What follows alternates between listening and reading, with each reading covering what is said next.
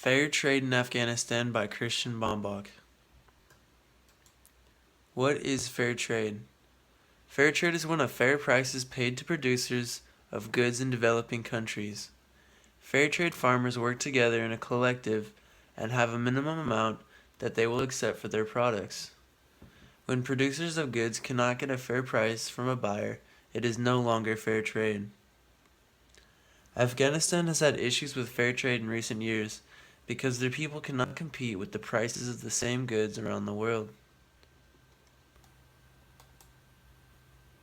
Why is this happening? Producers of goods in Afghanistan believe it is because of the restrictions put on their imports and exports by the World Trade Organization.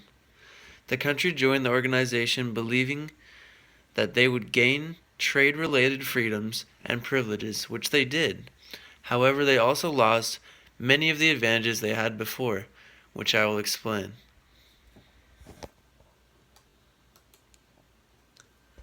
The World Trade Organization. It was created on January 1st, 1995 and was signed by 123 different nations. The main goal of the WTO was to create an open line of communication for its members so that any trade disputes could be negotiated. Today, the World Trade Organization regulates the trade of 164 countries around the world. So how is Afghanistan connected to the World Trade Organization? Afghanistan joined the World Trade Organization on July 29, 2016, as its 164th member. They believe by being connected to the rest of the world, trade for their country would be easier. The government supported this heavily, but many Afghan citizens were wary.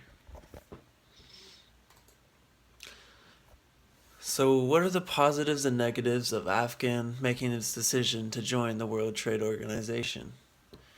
The positives are it resolves trade-related disputes, free trading giving Afghanistan access to all WTO member markets, transit dispute because it is a landlocked, and the cons are that Afghanistan can no longer put high tariffs on exports, and it's the end of agriculture and industrial subsidies in Afghanistan, and treat newly emerging industries. It's a threat to